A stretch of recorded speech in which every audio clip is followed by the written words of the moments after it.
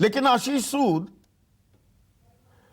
दंगे क्यों हुए, किसने करवाए, इस तह में जाने के बजाय ये अरविंद केजरीवाल की जिम्मेदारी है, अरविंद केजरीवाल कहें नहीं जी ये तो केंद्र सरकार की जिम्मेदारी है। जिम्मेदारी तय करने में राजनीतिक आरोप प्रत्यारोप ज्यादा महत्वपूर्ण है या ये दंगे और त्योहारों के मौसम में ये दंगे होना, ये बात चौड़ी होना, उस पर हमें तवज्जो देनी चाहिए या राजनीतिक आरोप प्रत्यारोप हावी रहेंगे? नहीं, देश में शांति के लिए और दिल्ली में शांति के लिए तो राजनीतिक आरोप प्रत्यारोप हावी नहीं होने चाहिए। मगर इससे पहले आपने जो दोनों सवाल पूछे, क्या महत्वपूर्ण है, मेरा मानना है दोनों ही चीजें महत्वपूर्ण हैं। किसकी जिम्मेदारी है ये भी तय होना चाहिए और ये क्यों कराए जा रहे हैं ये भी तय होना चाहिए। दिल्ली ने 2015 के बाद से पिछले 3-4 सालों में लगातार दंगे देखे हैं। 15 के चुनाव के समय चर्च पर हमले से लेकर आज तक की स्थिति में हम आए हैं। यह स्थिति भी रोकी जा सकती थी। तय तो करना पड़ेगा ना संदीप जी। कहीं जब सीलमपुर का दंगा हुआ, पुलिस को जाना पड़ा लेफ्टिनेंट गवर्नर के पास कि दिल्ली की सरकार हमें वो वकील नहीं दे रही है जो हमारे केस को ठीक से प्रेजेंट कर सके। एलजी को इंटरवेंशन करना पड़ा और आम आदमी पार्टी सरकार ने फिर वही काम किया, तो एलजी आ गए, केंद्र बीच में आ गया। अगर उस समय if we were able to nip the evil on the bud, उस समय ठीक से उस मुकदमे को लड़कर दोषियों को सजा दिलाई जाती तो आज लोगों को एक नजर होती। और मैं मानता हूं, आपने तो सवाल उठाया क्या दंगे कराए जा रहे हैं। हाँ, कुछ राजनीतिक वर्ग ऐसे हैं जिनको लगता है कि इस प्रकार से हम सरकार से लगातार जीत नहीं पा रहे। एक तरफ किसी तरह किसी रूप में देश में अनरेस्ट को जारी रखो, पहले कभी किसान आंदोलन के नाम पर, कभी किसी नाम पर, क्योंकि सरकार को किसी तरीके से हम रोक नहीं पा रहे हैं, इसलिए एक अनरेस्ट कराकर, बाहर के मुल्कों में सरकार को बदनाम कराकर, अल्पसंख्यकों को डराकर हम अपने खोए हुए आधार को वापस ले सकते हैं। ये देश के अन्य राजनीतिक दलों में आप 80-20 करते ही नहीं है आशीष सूद, आप तो 80-20 की बात करते ही नहीं है ना। शाहीन बाग में कि इतनी जोर से बटन दबाओ कि करंट शाहीन बाग तक जाए, देश के गद्दारों को। शाहीन बाग का आपने अच्छा किया, आपने जिक्र कर दिया संदीप जी। हाँ, एनआरसी की बात करते थे तो कहते थे एनआरसी देश को डराने के लिए कर रहे हो। अभी डिबेट में मेरे साथी पैनलिस्ट कहने लग जाएंगे क्यों नहीं सरकार ने अभी तक बांग्लादेशियों को आइडेंटिफाई किया। अरे साहब, एनआरसी लेकर आए तो आप कहो क्यों ला रहे हो, जब उसका आप उसमें देश को भड़काएंगे। अब एनआरसी नहीं, अब आज बांग्लादेशियों को यह सवाल पूछना पड़ेगा ना। दिल्ली में आधार कार्ड दिल्ली सरकार के रेवेन्यू मजिस्ट्रेट एसडीएम देते हैं, इनको वोटर आईडी कार्ड दिल्ली सरकार द्वारा नियुक्त किए गए एईआरओ देते हैं, विधानसभाओं में वो लोग दे रहे हैं। कैसे मिल रहे हैं उनको ये कागजात? विधानसभा में हमारे नेता उठाते हैं बांग्लादेशी घुसपैठियों की बात, रोहिंग्याओं की बात, तो दिल्ली की सरकार उन्हें प्रश्रय देती है। अगर मैं ये बात कहूं, आपके नेता आशीष सूद, आपके नेता डीसीपी की मौजूदगी में 2 साल पहले, एक मिनट सुनिए, 2 साल पहले फरवरी 24 तारीख समेत बता रहा हूं, जब दिल्ली में दंगे भड़के, चुनौती और चेतावनी देते हुए कपिल मिश्रा को देखा जाता है, सुना जाता है। कोई कार्रवाई होती है क्या? कार्रवाई होती दिखेगी एक समुदाय विशेष पर। मैं वही कह रहा हूं, क्या देश में 75 साल की आजादी की वर्षगांठ के मौके पर अमृत काल में हर बात पर हिंदू मुसलमान हो रहा है? कौन कर रहा है साहब? कौन कर रहा है? वही तो जानना चाह रहा हूं। मैं बता रहा हूं ना, वो कर रहे हैं जो सरकार को वैसे चुनौती नहीं दे पा रहे हैं। उन्होंने भरसक प्रयत्न किए, किसानों के नाम पर नहीं दे पाए, तो एक नया एजेंडा है, नया एजेंडा है। देखिए, विश्व में 125 मुल्क हैं जो क्रिश्चियनिटी को फॉलो करते हैं, 40-50 मुल्क हैं जो इस्लाम को फॉलो करते हैं। एक भारत में अगर हिंदू अपनी यात्रा नहीं निकालेंगे तो आप मुझे बताइए कहां जाए हम? और कोई उकसावा, कोई भड़काऊ बयानबाजी, नारे पाकिस्तान चले जाओ, गद्दार हो, देश विरोधी हो, ये नारे नहीं लगते। जय श्री राम का नारा लगाना रामनवमी, नहीं, मैंने उसका कहा ही नहीं। जय श्री राम के नारे के अलावा ये नारे भी लगते हैं क्या? मैं सवाल सीधा पूछ रहा हूं। इन यात्राओं में करौली में कौन सा नारा लगा था?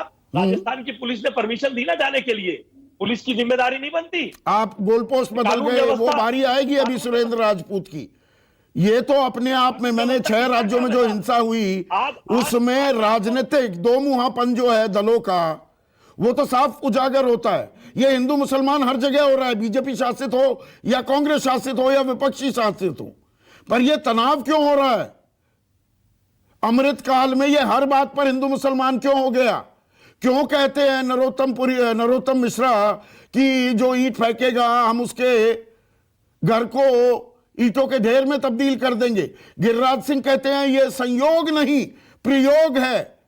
हाँ, और ये मुसलमान अगर पाकिस्तान चले गए होते तो देश में दंगे ही ना होते। देखिए ये गिरिराज सिंह कह रहे हैं। सुनिए, ये प्रयोग तो है ही ना कि जिस प्रकार से कल सारे विपक्षी दलों ने मिलकर सरकार को घेरने के लिए, यही तो नैरेटिव, आप एक तरफ कवर फायर देते हैं, एक तरफ उनको लिजिटिमाइज करते हैं, घुसपैठ को लिजिटिमाइज करते हैं, तोड़फोड़ को लिजिटिमाइज करते हैं। मेरा तो मानना है चाहे कोई भी कानून व्यवस्था हाथ में ले, किसी भी जात धर्म का व्यक्ति कानून व्यवस्था हाथ में ले, उसके खिलाफ मैं थोड़ा कंफ्यूज हूं। एक मिनट, आशीष सूद, विपक्ष ये साजिश कर रहा है, देश को बदनाम करने का षड्यंत्र है, तो सारी जिम्मेदारी केंद्र सरकार की है। ये राजस्थान में करौली का तो आपने जिक्र किया, मैंने झारखंड का जिक्र मैं कर रहा हूं, पश्चिम बंगाल का मैंने उदाहरण दिया। वहां पर जो ये दंगे हो रहे हैं, अपने ही राज्यों में दंगे करवाकर अपने राज्य को भी बदनाम कर रहा है विपक्ष। हाँ, क्योंकि तमाम कोशिशों के बावजूद ये लोग अपनी खोए हुए मैदान को नहीं हासिल कर पा रहे। इनको एक ही चीज चाहिए, किसी तरह अनरेस्ट जारी रखे और अल्पसंख्यक समाज को, जिसको अल्पसंख्यक कहने की जगह देश का सेकंड लार्जेस्ट कम्युनिटी कहना चाहिए, उनके बीच में एक भय का वातावरण पैदा किया जा रहा है। कौन कर रहा है? ये विपक्ष कर रहा है। हाँ, विपक्ष कर रहा है साहब। अच्छा, आम आदमी पार्टी ने दिल्ली में किया। कैसे मुख्यमंत्री कह देंगे राजस्थान के कि केंद्र सरकार की जिम्मेदारी है? अखलाक के घर पे कुछ कार्ड होता है, वहां पर सपा की सरकार है, मगर जिम्मेदारी मोदी जी की हो गई। जेएनयू में भी मारपीट हुई। जेएनयू में 2 साल पहले जो लठ चले थे, डंडे चले थे, लोग घायल हो गए थे, उसमें एबीवीपी के पदाधिकारी समेत कई लोग आरोपी हुए थे। क्या कार्रवाई हुई? कानून तो कार्रवाई कर ही रहा है ना साहब। अच्छा, कानून कार्रवाई। बताइए, उनपे केस नहीं चल रहे क्या? अच्छा, केस नहीं चल रहे हैं? कुछ तो मिले ही नहीं, ट्रेस ही नहीं कर पाई पुलिस। हाँ, बयान ही दर्ज नहीं करवा पाई। पता होगा आपको, तो सारी डिटेल मालूम है। मैं बता रहा हूं ना जी, मैं दिल्ली में रहता हूं, मैं बताता हूं ना आपको। हाँ। कुछ लोगों को जो कपड़ा बांध के जेएनयू में टुकड़े टुकड़े के नारे लगा रहे थे, अच्छा, उनको बचाने के लिए कौन कौन गया संदीप जी?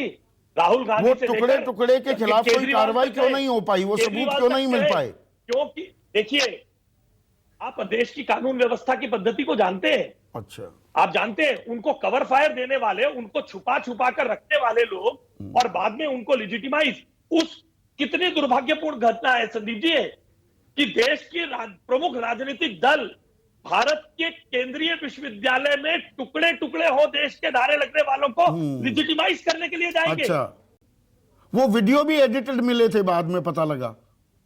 संदीप जी, हाँ, अगर एडिटेड वीडियो होते तो नहीं, पुलिस नहीं ढूंढ पाई, पुलिस आज तक उस पर कार्रवाई नहीं कर पाई। जिनको लिया उनको बचाने के लिए ये बैठे ना आपके सामने आम आदमी, तो ताली एक हाथ से बज रही है। आप ये कह रहे हैं कन्हैया के खिलाफ केस चलाने की इजाजत क्यों नहीं दे रही दिल्ली सरकार?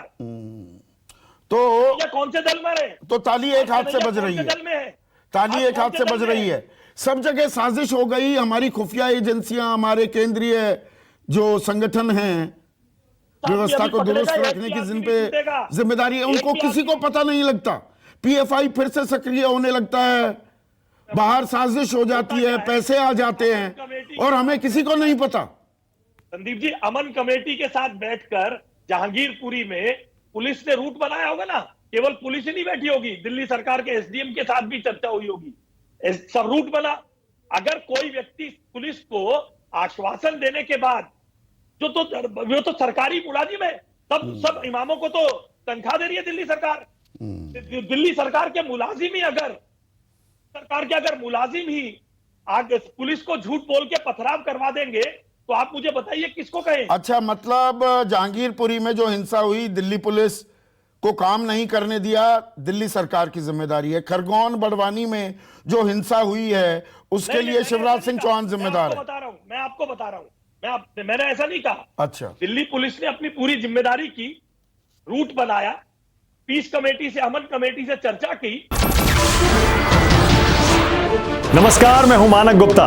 अगर आपको हमारा ये वीडियो पसंद आया हो तो इसे लाइक और शेयर जरूर करें, और हां, हमें सब्सक्राइब और फॉलो करना ना भूलें ताकि आप देश और दुनिया की कोई खबर मिस ना करें। तो जुड़े रहिए हमारे साथ और देखते रहिए न्यूज़ 24।